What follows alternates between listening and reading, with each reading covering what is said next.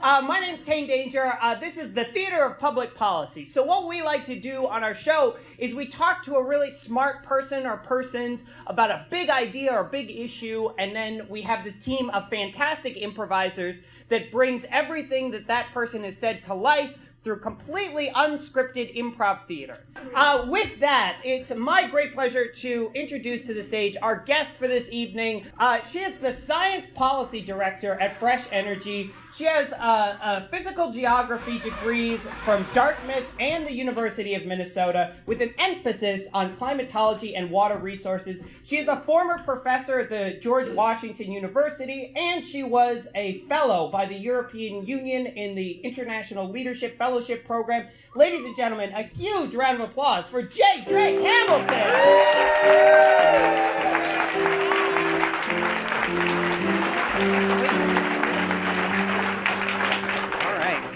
All right, so this is very exciting. So we're going to share this microphone. We're going to get cozy. Hi. With the responses that we took there at the beginning, I'm always curious with guests. Did that surprise you? Is that pretty much what you expected? Does that make you hopeful? Minnesotans get it. I see a lot of climate activists in the audience that I've known some of you for 15 years, 5 years, 5 months, 5 weeks. People know that Minnesota action is moving this nation and that we can do this. And I'm going to give you the 5 things. And I can say, it's very nice to play to the crowd. Like I could do, is anybody here from Minnesota right now? It just seems east. But anyway, it's your show. Here, sorry. All right, the 5 things everyone needs to know. And then we can talk about the really interesting stuff, how to get it done. Global warming is real. We're causing it. It's serious. Climate scientists agree, and there are lots of reasons for hope moving forward. It seems like you've done this before, that you're not just making this up like some of us. So I am curious. They're writing. Yeah, they're writing. Yeah, I know. You got 5 things. Now we've got like 5 different things we can do. So I'm curious though. So you've been with Fresh Energy for 20 years now, or only since 1995. 95, and almost. Fresh Energy though was formed. I see one of our foundational members, John Dunlap, in the audience. Ralph Jacobson in the audience. I'm sure I'm missing some people in the audience. There were the group of people who got together for a retreat at Wilder Forest in the fall of 1991. They were deadly serious that global warming was a problem and dirty energy was a problem, and they knew that Minnesota could do better. They decided that what Minnesota needed was an organization that was formed around strong public policy advocacy. We're a nation of laws, getting the laws and regulations right. This legislature, this governor, state agencies have passed policies that move us forward on solving global warming and growing clean, efficient energy every single year, but we're Minnesotans. And so we don't really go around saying we're number 4 in wind and public policy got us there. But we should say, how do we get to be number 4 in solar? How do we get to be number 4 in geothermal energy to cool and heat our buildings? How do we keep moving forward? And most people don't know that in 2007, 91% of the legislature, you don't get to 91% unless you got people from both major parties, said we need global warming goals that are consistent with science. So the state has economy-wide goals that by 2025, we're going to get at least 30% reduction in greenhouse gas emissions, the global warming pollution, at least 30% by 2025, and at least 80% by 2050. That's the track that scientists need to be on. Minnesota is on a clean energy path, but we need everyone working to make sure we stay on that path. Well, I want to talk about these public policy because I'm very hopeful, and I think that there is a lot of, as you said, there's a lot of consensus around that this is an issue and this is something we have to deal with. But at the same time, I have to imagine that over the course of your career that has it become more partisan of an issue, that it's become something that does seem to become more of a wedge issue over that amount of time? There's been a really well-funded campaign that some of you are really well familiar with that has actually diversified into lots of campaigns. And there are lots of tables out back, people working on moving beyond fossil fuels and dirty energy in lots of ways in Minnesota, because there have been many campaigns around for about 20 years. And it started with a Republican consultant Luntz is his name. And he wrote a memo back in the early 2000s to his party, and he said, the public is consolidating around the scientists that we need to take action on global warming and climate change. And your best lever is to convince people that the science is uncertain. And so there has been a lot of money. It's no fluke that the Republicans are now where they're at, but it's been a very concerted, very heavily financed effort going forward. And it flies in the face of what we're seeing in Minnesota. Some of you know that I've been traveling around the state at a lot of congregations with my friend, the Minnesota Polar Explorer, Will Steger. And I talk about Minnesota because that's not a type of Jeep. It's a man. It's a man. It's our own Polar Explorer hero. And when we first started talking to people around Minnesota, what we found was you could close and we went to the hardest parts of Minnesota. We went up to Bemidji. We were in Brainerd. We were down in New Ulm. We were out at Concordia College, Moorhead, Bethel University. We're not trying to speak to the easiest crowds out there. And when we started talking in 2005, 2006, we would converse on the car on the way to and from because we carpooled. And you could almost close your eyes and you wouldn't know where you were because people were asking the same questions everywhere. And so it was interesting that there was this interesting consolidation of what people were thinking. And then we did another big tour that started about 2 years ago. We were in another 50 places, also difficult places in Minnesota. And we had a tour that was called Clean Energy, Climate, and Health. And we had audiences of 400 to 1,000 people. And again, you could almost close your eyes and not know where you were. And the questions people were asking had changed, though. People were invested in the solutions. People had been doing a lot of thinking and reading and talking about community scale and state scale and national solutions. And they had questions about the particulars of getting the policies in place to make those solutions possible. So I want to talk about some of the policy pieces of this, because we're gonna talk about the policy pieces and kind of drill down to maybe some more of the small scale pieces. But on a policy level, we've got these tracks, right? And we've got these goals for the state and hopefully nationally to some degree. But there's a lot of goals out there, right? Like I have a goal that I am going to be able to bench press 45 pounds this year. But it may or may not happen. I don't know. And it just seems like goals are sort of ephemeral. And how do we actually, who's making this accountable, or what are the actual policy things that make this so that it's more than just, sure, it's easy to set up a goal, but what do we do about it? You're absolutely right, Tane. And Tane, with an audience of 1,000 people, if you want to try to bench press right now, I'm sure we can get the facilities ready for you. But while you're thinking about this challenge, we know we're a nation of laws. So a goal is where you want to start. And sometimes a goal is the first step you have to take in our legislature to get people comfortable with it. And that's what we did. I said we're number 4 in wind energy. We started out working on that policy, Gene Wagenius will remember this, back in 1999. There were many fits and starts, and we finally passed the policy with the 91% of legislators in 2007. So it takes a long time. But the policy says that anyone who sells electricity in Minnesota has to get, by the year 2025, at least 25% of their electricity from new renewables. It's a requirement. That's what gets you there. And it is working. There are many utilities across Minnesota. I believe that every single one of them testified at the legislature over that 8-year period and said it couldn't be done. We should try voluntary measures. We should ask people in churches to voluntarily buy green power and stop there. That it would take down the economy of Minnesota, or various combinations thereof. They were all wrong. They're all meeting the standard ahead of schedule.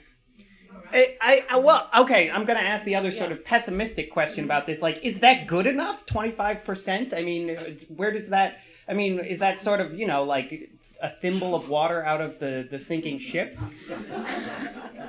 Well, you have to keep going, and that's why it's great that we have a goal in Minnesota to get to at least 80% reduction in carbon pollution. But the 25% renewable electricity standard, the RES, 25 by 25, is an enormous down payment. And what it has meant in the time that we've had that policy, we went from being about 67% dependent on coal for electricity to 51% dependent on coal.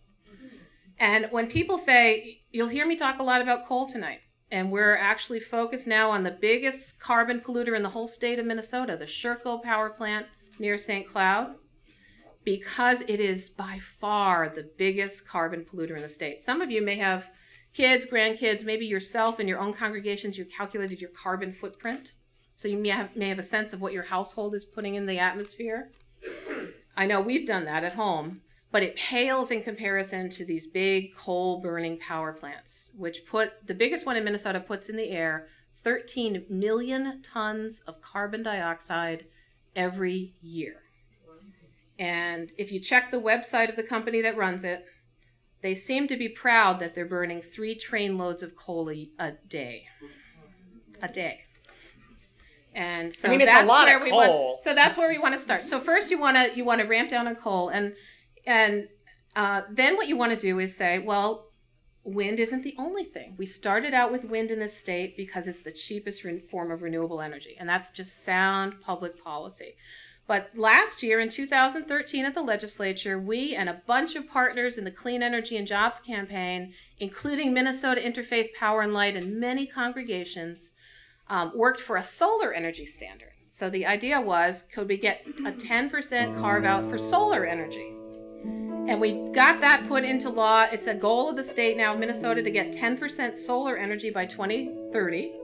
But we did get a smaller standard, 1.5% solar by 2020. So you're saying 1.5% solar. Why is that a big deal? We're starting from a base of solar that's so small that in 6 years, when we have that 1.5% solar energy, we will have 32 times more solar installations than we have in the state today. Not 32%, 3,200%, 32 times more solar. You will see it, your neighbors will see it, your kids will see it on a daily basis, and they'll demand more. And we also got tied to that policies for community solar.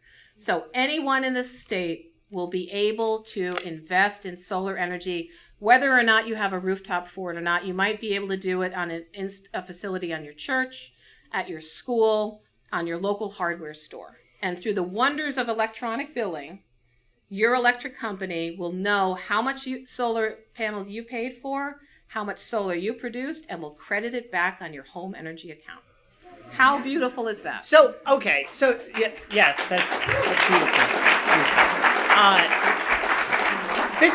We're building.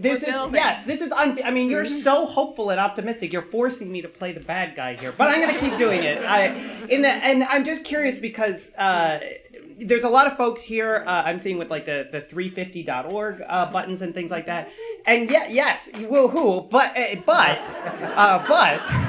where that's for 350 parts per million of carbon in the atmosphere, and we have now surpassed 400 parts per million. And so I feel like there's a lot of folks that I talk to when we do shows like this who are like, we're screwed. Like it's just we're the ship's sort of off the end of the waterfall here, and it's sort of a matter of just kind of battening down the hatches and getting ready for our Mad Max type hellscape where we're all wearing leather and trading oil to each other for bags of rabbit meat.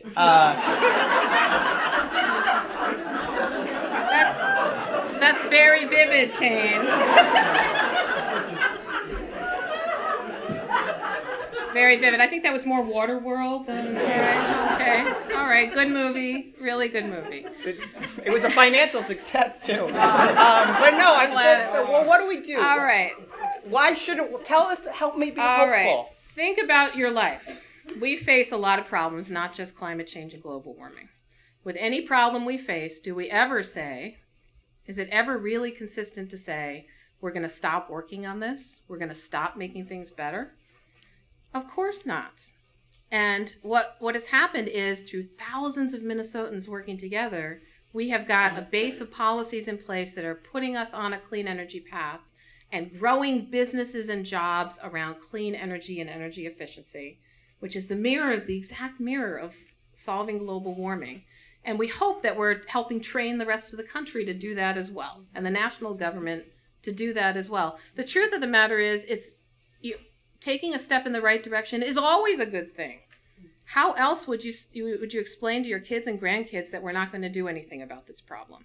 In fact, what we always say at Fresh Energy is something actually that the president has started to say, I noticed, though he doesn't quite get the ending right. So listen to what I'm saying.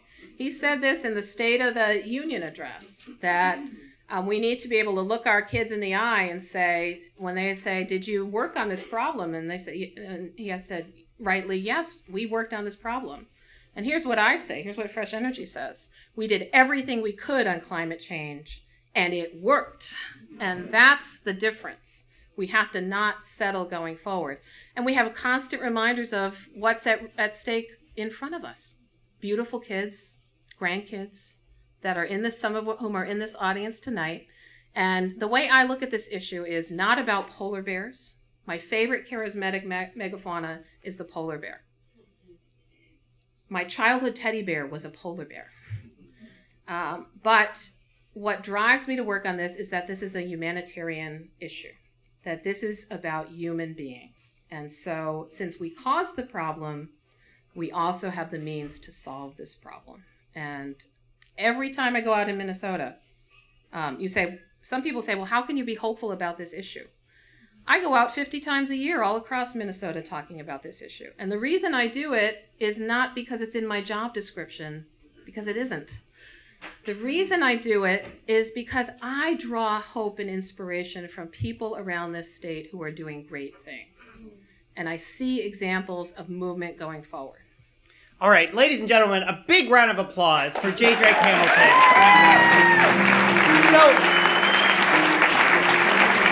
So we're gonna bring Jay back on stage in the second half of the show to answer your questions. But for now, she and I are gonna disappear, and what we're gonna do is we're gonna turn it over to the Theater of Public Policy, who are going to take everything that we just talked about and bring it to life through completely unscripted theater. I'm so glad to be here, Minnesota. I'm really ashamed. I'm Kansas and. Oh, no, you have a seat here, Kansas. Oh, thank you. We're not quite as good as you. Oh, no, Kansas, you're not. But you're not in Kansas anymore. That's true. Gosh, it's beautiful here. Yeah, look at all these people. There must be 1,000 of them. In Kansas, we'd say 350, but wow. That's what I like about you, Minnesota. You're so enthusiastic and optimistic. Oh, yeah. Yeah. Oh, but we have our bags of rabbit meat here. Oh.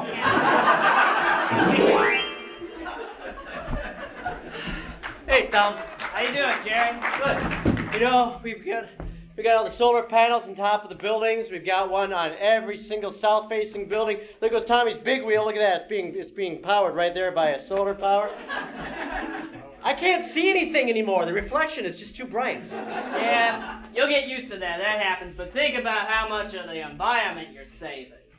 All the carbon reduction. Who needs to see? You're thinking in a short-sighted, myopic way. But we don't have winter anymore. The sun hits the mirrors and it hits the snow and it melts. And it's great. I don't have to use any salts. I just have to wait until noon. Excuse me, I had beans. You want to say something? Yeah, show it to me. It's a piece of coal. Where did you get it? A silent auction. I heard about these. I heard back in 2014 people used this. But you know what I'm going to do? I'm going to crush this thing in my... Yes, I'm going to make a diamond. Wait, that's where diamonds come from? Can you believe that? They don't? The books aren't any good anymore.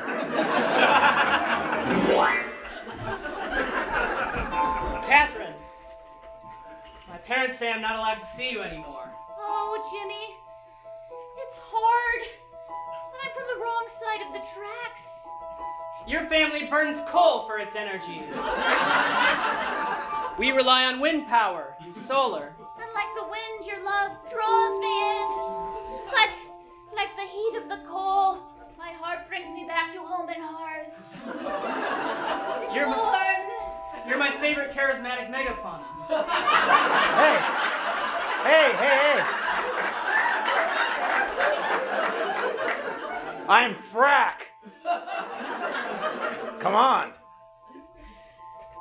Go to him. You have more in common than we do. Come on, he's a goody two-shoes. I use water. A lot of it. I'm drawn to him, Jimmy, I am, but there's a solar out there for you. I think I see sunshine over there. Sunshine over there. Sunshine, you be with wind.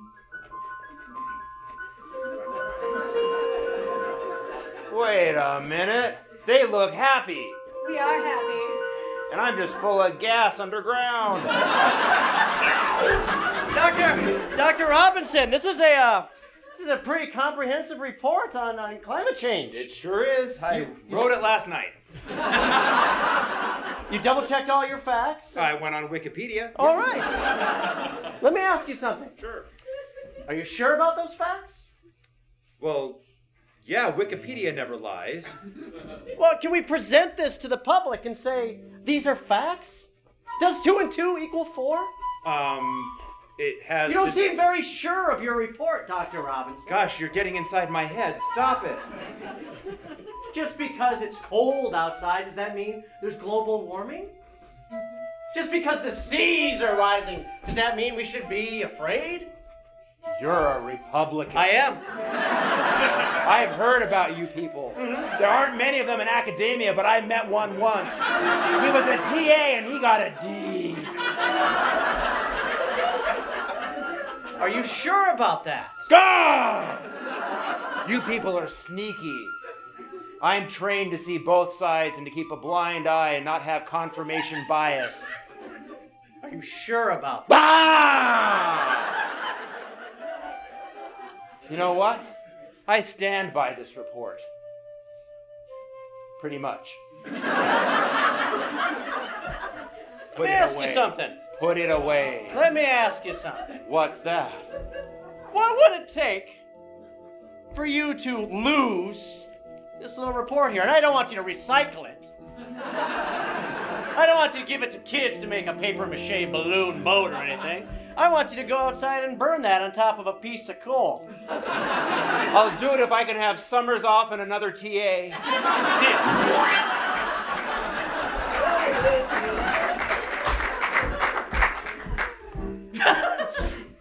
Well, Santa Claus, I'm glad to be delivering to all the good kids. You know, you're a good deliverer to the bad kids.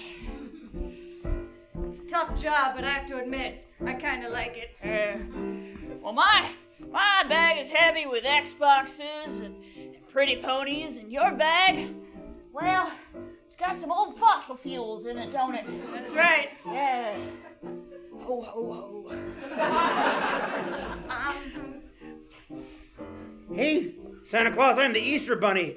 Yeah? They're gonna eat me! Poor Easter Bunny wandered to Minnesota. Bags of his kind there. I tried to get him in my bag, but he wouldn't go. Yeah, charismatic megafauna never seemed to fit. Nope. Cole, What? you must leave, but I am wind, and I will be the wind beneath your wings.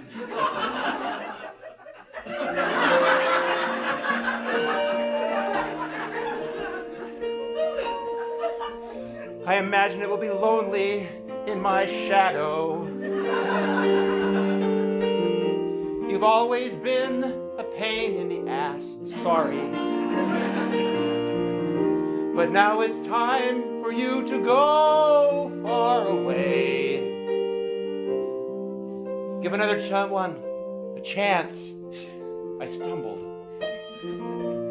Why is everybody picking on me? Don't you remember? I helped you during the last century. The locomotive, the power plant, and all the others too. I helped everyone out there, even you and you and you and you. You had your chance, and we're so grateful. But we want to be able to breathe and drink and eat and see the top of a mountain where an eagle can land. And if you stick around, you're gonna bring us down. And Bette Midler will have to sing another song, and that's not good.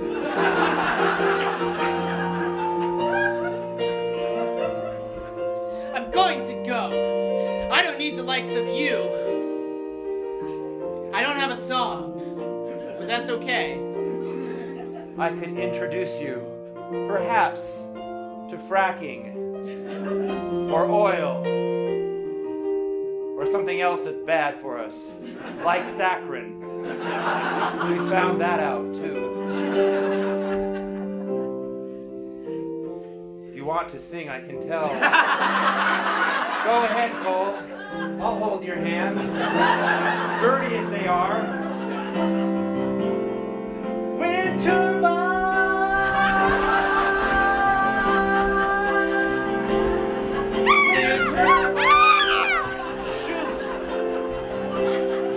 killed an eagle, but we're gonna be able to breathe.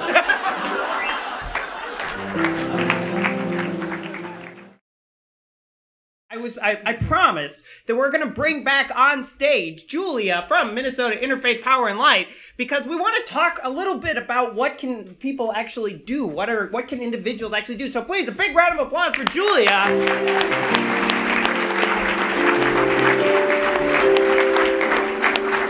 Love it. This is great. Julia, so we've been talking about this a little bit, and there's lots more questions out there, but I'll just ask you the first one before we open it back up. But, we've been talking a lot about the public policy elements of this, and we've been talking, and that I should not be hopeless. But tell us more about, what you all are doing and on a more sort of grassroots level that people should feel hopeful about that. Well, I just want to say it's incredible to see everyone out here tonight. And I think this is a testament to the fact that something is going on in the Minnesota interfaith community. People are waking up and they're leaning into this question of how climate change relates to the things that people traditionally in congregations have cared about. Hunger, poverty, the human problems that really drive us to think about justice in the way that we have. And we have a really unique set of tools to be able to bring to that problem. And so having people start to think about climate change as one of the many things that challenges us in our future is essential. And it's so exciting to watch people come together and start making that happen. I know there's a number of people out here who have been just incredibly influential as we've been picking up the pace in Minnesota Interfaith Power and Light. And I just want to say there was a number of people who started to think about, what happens, and I'm going to read this quote because it's good. You brought a script to an improv show. It does seem like cheating. So bad. All right. Well, I will just put the script down. I wasn't really trying to shave you out of it. I know. I was a joke. You can use it. It's fine. We had just a wonderful...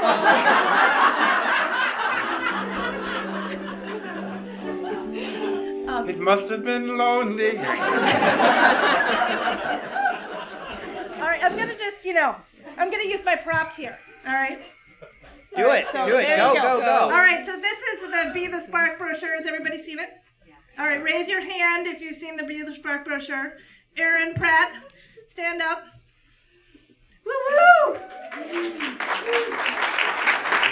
So we had a really exciting watershed moment in Minnesota Interfaith Power and Light. We just hired somebody full-time. And that's Erin.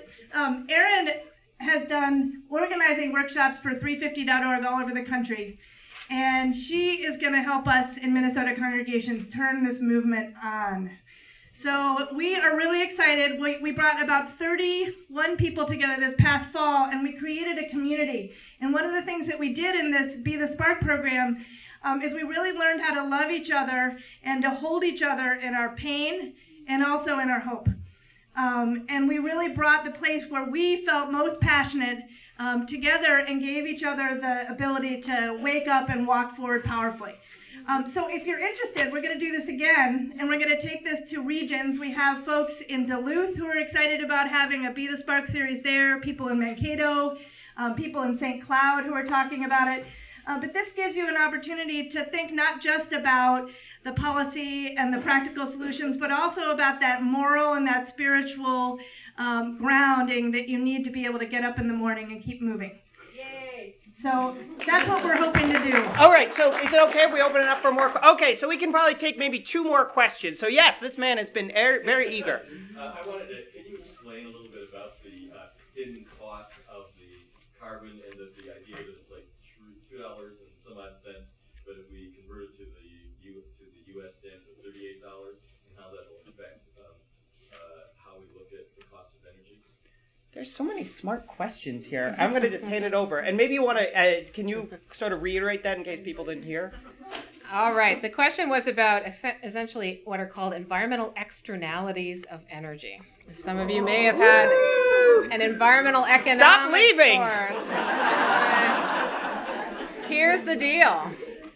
It's a case where when we use electricity or we drive or we fly in an airplane, we pay some of the cost of that, and we usually pay the fuel cost of that. But burning fossil fuels produces health and environmental costs that are not paid for when we buy that product. These are called environmental externalities. Every economist I know says we need to internalize those externalities. And so that means we need to fully account for them. Fresh Energy loves this. I said we're a data-driven, science-based organization. We want side-by-side comparisons of all the energy types with all of the costs in them. And so before my time, back in 1992, the first law that Fresh Energy helped to pass was a requirement that for electricity planning in Minnesota, the planners need to look at the real health and environmental costs. And so that's the law of the state. But they haven't updated those costs since 1996. And you may be aware, some of you may be in the healthcare professions, and you may know that medical literature has advanced significantly since 1996. And in fact, you may be hearing from folks at the American Lung Association who say burning coal kills people. And they're right. And those costs are not yet reflected in Minnesota planning. So Fresh Energy got together with a bunch of groups, our lawyers at the Minnesota Center for Environmental Advocacy. I want to give a shout out for MCEA. And other organizations, we filed as the clean energy organizations. And we said to state regulators, it's time to update them because the numbers you're using for planning are causing Minnesota to make bad investments, because they're not reflecting the real health and environmental cost. And we actually went to a really smart guy who is both Stephen Pulaski at the University of Minnesota. He's the newest Regents Professor, which is like a big deal. It's the highest honor at the University of Minnesota. And his PhDs are in both economics and ecology. Can you imagine that? And he's actually a stand-up guy. He's funny as all get out. You should have him on one of your shows sometime. He's wonderful. We asked him to do a study. What are the costs that Minnesota is not yet accounting for when we burn coal and other fossil fuels? And his preliminary estimate was each year $2.1 billion in health and environmental costs. And we are a small state. That's why we have to talk about ourselves a lot, because we're a small state. But that's not acceptable. We went to regulators, and we had support from Minnesota Interfaith Power and Light, and we had support from lots of citizens across Minnesota, the American Lung Association. The city of Minneapolis decided to weigh in at the Public Utilities Commission. Thank you, city of Minneapolis. And we won. And we won 4-1 in December. Is that one guy in the audience by any chance? 4-1. And so now we're going forward, and over the next year, there's new values will be set, and the hope is, the intention is, And what will really happen is that Minnesota will make smarter decisions. So we will stop investing in these old coal-burning power plants, and we will put on a level playing field solar energy, wind energy, all of the renewable energy and energy efficiency. So we can make wise decisions for our kids and our grandkids. All right, like I said, maybe one more. Really? Yes. This better be a good question then with the arm waving. It's a great question. Okay. Because the answer's in the room. And I'd like to ask a question that I know the answer to. Oh. So it's rhetorical. So, I said it needed to be a good question. You got the Water Act, you got the Clean Air Act, you got the Endangered Species Act, you've got 55-mile-an-hour gas or mileage standards, you've got all of these environmental things, and they were all passed under who? Richard Nixon. Of course. Now today we have Obama. We have Obama sitting up there, and let's be honest, he hasn't done jack for climate change. But there's a reason why. So he's walking on this tightrope, and he's just sitting there, right? He's in the middle. And you got the Koch brothers down here, and you got us down here. So we got to get on one end, and we got to start like shoving Obama there so he feels good about it. He's been there 6 years. Question. Yeah, I'm wondering where the question is in this. How do we move Obama down there so he can be the president for the environment that we all elected? How can we give Obama the power to single-handedly save the planet a la Superman? Okay. And yes, Julie To wanted set the record straight, he needs to do much more. But the biggest thing the federal government has done that any national government has done so far on climate change was done a few years ago. You may remember the big three auto manufacturers came to the federal government and wanted a bailout to save their auto industry. And the U.S. was poised to do that, but some smart people in the Obama administration and in the labor unions and in all three of those auto manufacturing shops said, let's negotiate a little bit more, because the taxpayers are going to want to know in 10 years and 20 years, if we save the auto industry, which we need to do, that they're going to be making better and better cars, more and more efficient cars and trucks, better products. And so the deal that they struck, which is now in federal law, is to increase the fuel economy standards of all cars and light trucks so that by 2025, the average fuel economy standard in this country will be 54.5 miles per gallon, roughly double what it was a few years ago. All right, and the word on global warming is if you increase the efficiency of something by twice, you cut the carbon pollution in half. So that is because of President Obama's leadership. And what he has said now, what he said in the State of the Union address, and what he said in a speech at Georgetown University in June was he would love it.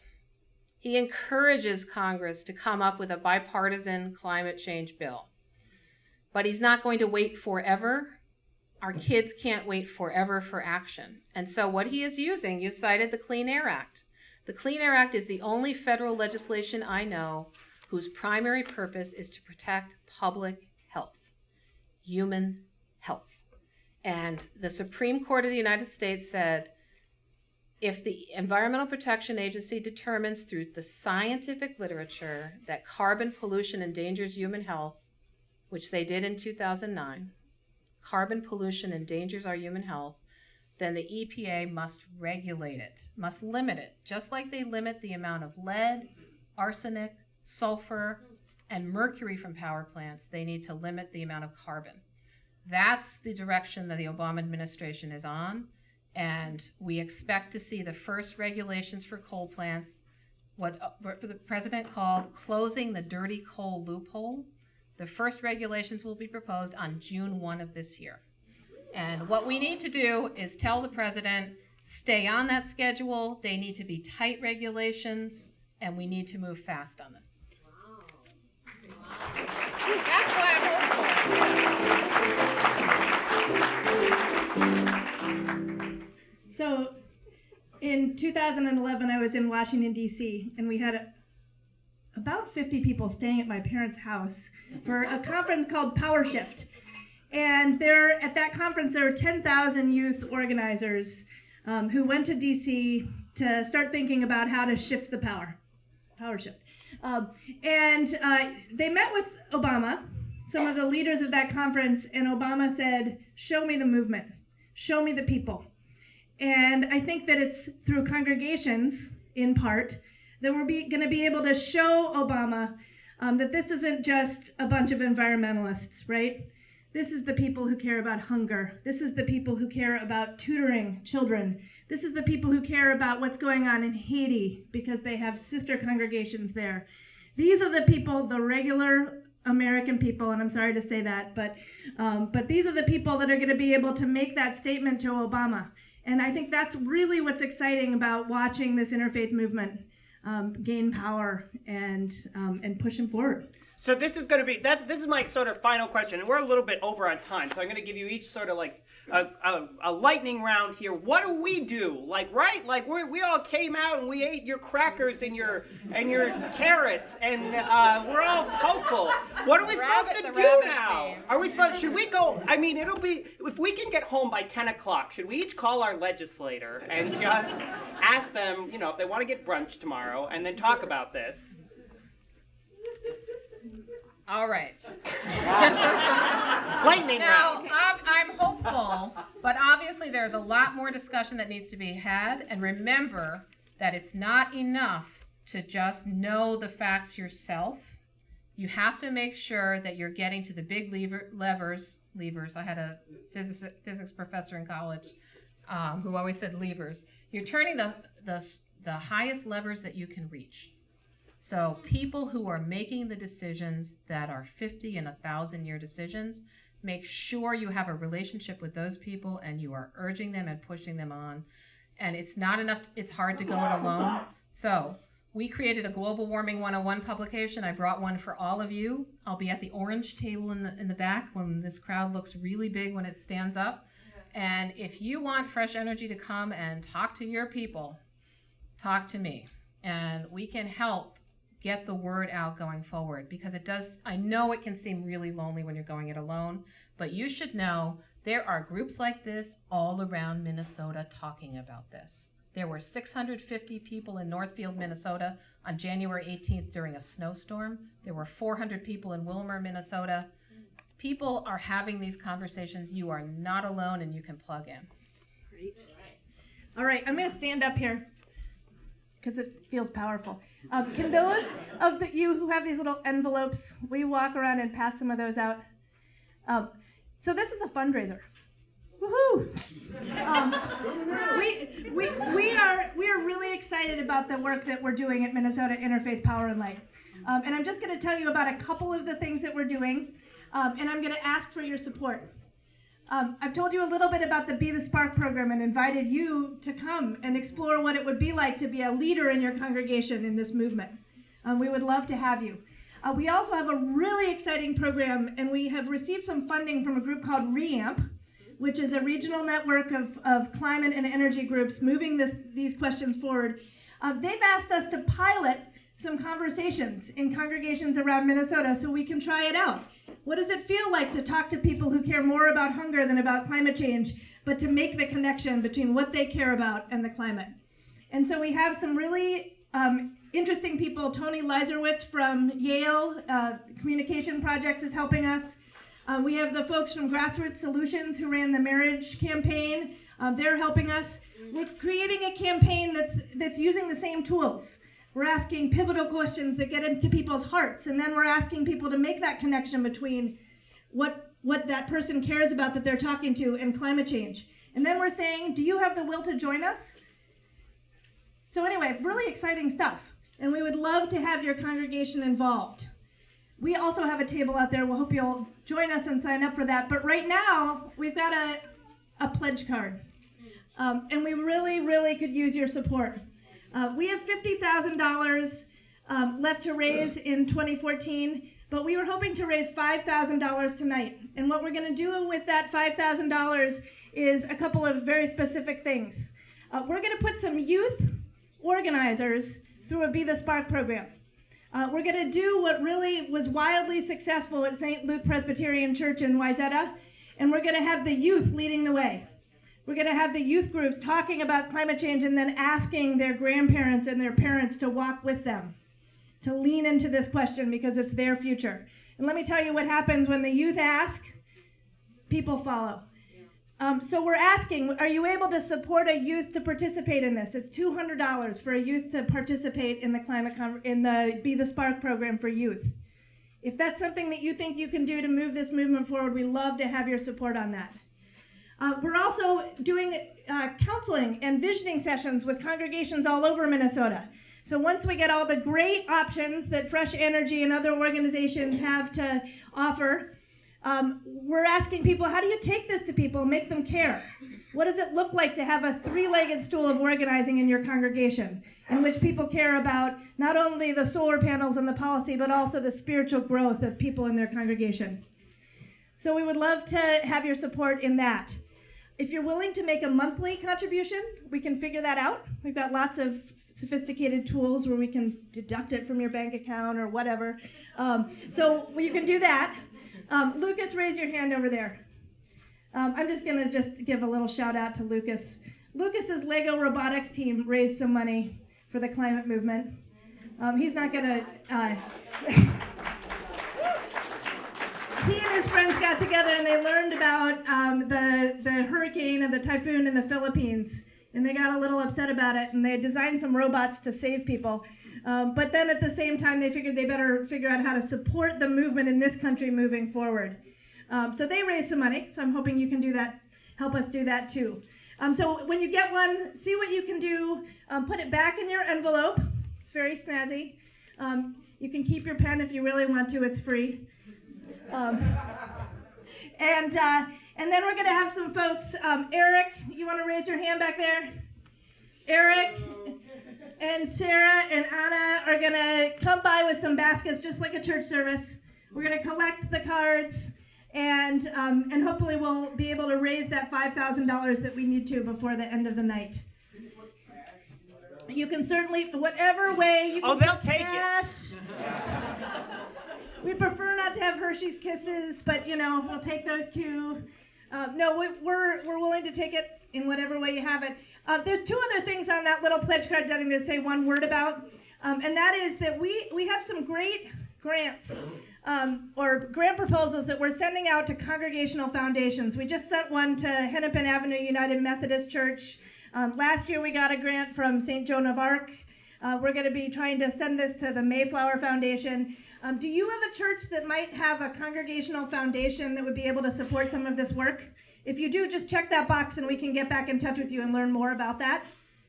And we're also asking, let's see what it says, I would like to work with my congregation to consider a carbon tax fundraiser. If you think that there's people in your church who'd like to think a little bit more about this externalities question and maybe until we have a real price on carbon in this country, contribute just a little bit on a Sunday, we can organize that for you in your church and we can raise money for your group as well as for Minnesota Interfaith. So thank you, and this is just an absolute pleasure to have so many of you turn out on this snowy night. A lot of households don't believe in a global thermostat, but ours does. That's right. We call the living room Australia. It's easy. If it's too cold outside, I simply burn some tires in the yard. It heats everything right up. That's right. And I've stopped eating. You're doing wonderful. Thank you. Thank you. It lowers the temperature by at least 2 degrees. I've noticed. One of the things we found out, too, is that the U.S. is not the entire world. That's true. We found this thing called a newspaper. It's not just for burning. You can actually read it, too. Yes. We're recycling ours by reading the same one. It's from 1994. Fascinating stuff. Nothing has changed.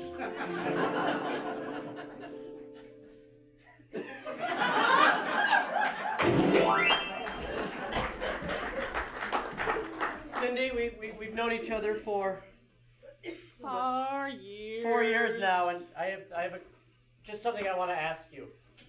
Yeah. How much carbon does a foot of dirt sequester? Max, so hopeless. I mean, you see the world in such a way of facts and figures, but I know that the sequestering of carbon and dirt is nothing compared to the the coal mines, fracking and all that. The coal mines and the fracking. Dance does help. Yes. I feel that after 4 years, you and I have really just started to connect. Yeah, Max, I'm feeling that way too. You and your social movement and my physical movement. Yes. Max, maybe this can work. I don't know. I just want to hope in you.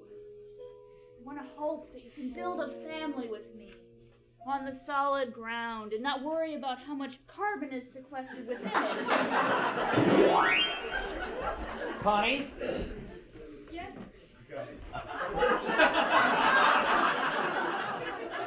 I'm no longer gay. Something horrible has happened. Tell me. I went into the bathroom to plug in my electric toothbrush, and we are out of plugs! What? Yes! Can you believe it? Something has to go, and I don't know what it could possibly be. We've made a list for this occasion. You used paper. I did. I thought, how retro of me. Wow. Oh no. What? You're not gonna like it. Go ahead. I haven't brushed my teeth in weeks. The first thing to go is the refrigerator. But what about the rabbit meat? It'll go bad. The second thing to go is the microwave. No! Yes. I'm not gonna broast. I don't know how to tell you about the third thing. Go on, do it. Rip off the Band-Aid. The third thing is our heated blanket. We could snuggle and become the spark.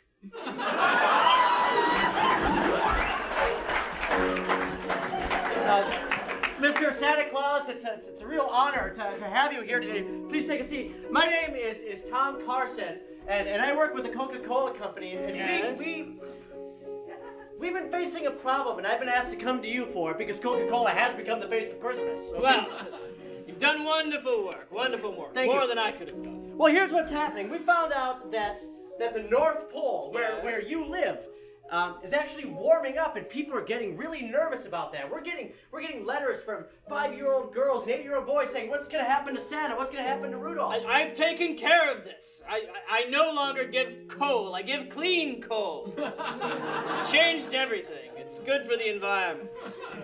Well, most of North Minnesota is very happy about that. But what we're thinking is, we want you to move away from the North Pole. So instead of fixing it, let's just move you out, and let's say Santa lives in Blaine now, because Blaine is colder than the North Pole. And people just like to say, Blaine. I don't know. I've been in the North Pole for thousands of years. That's where people know me. My workshop, my elves. Most of them are floating right now with the polar bears. Blaine it is. Blaine. Thank you very much. Well, here we are in Here we Blaine. are in Blaine. We got a sports complex. There's a new Walmart. Yes, the reindeer are having lots of fun with their games. Chasing that rabbit. Yes, he is. That joke just doesn't stop getting old. No.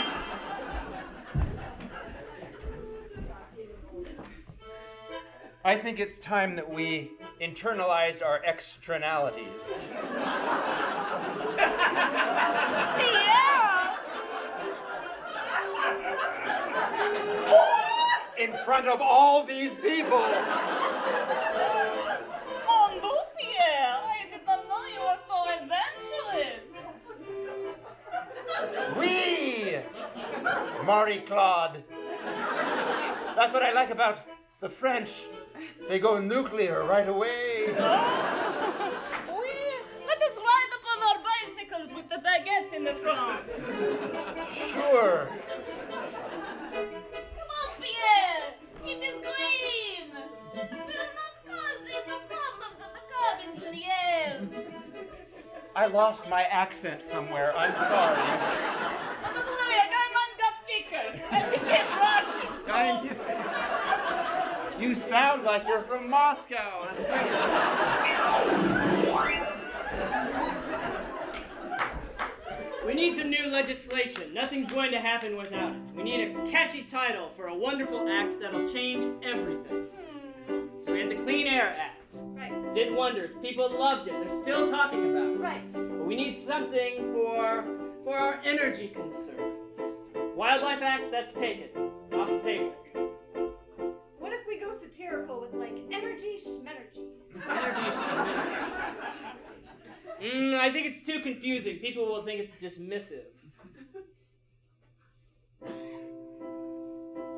What about something that's popular nowadays? What do the kids like? They're the ones who are going to change everything. What's the movement saying? They like their cell phones. Cell phones. They like their iPads. iPads. Anything bright and shiny. We'll have the bright and shiny movement. Think it will work?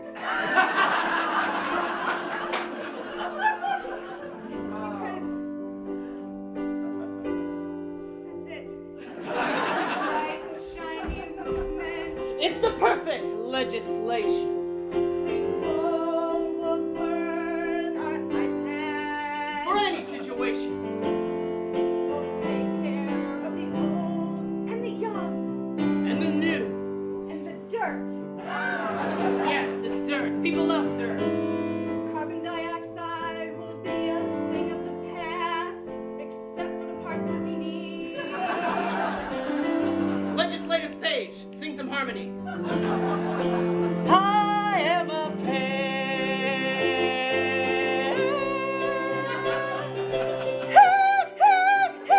Tone it down a bit. That's beautiful.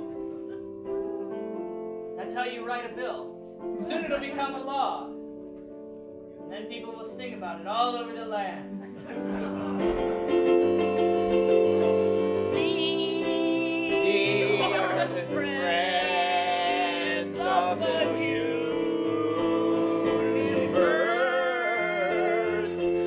We love the land and the birds.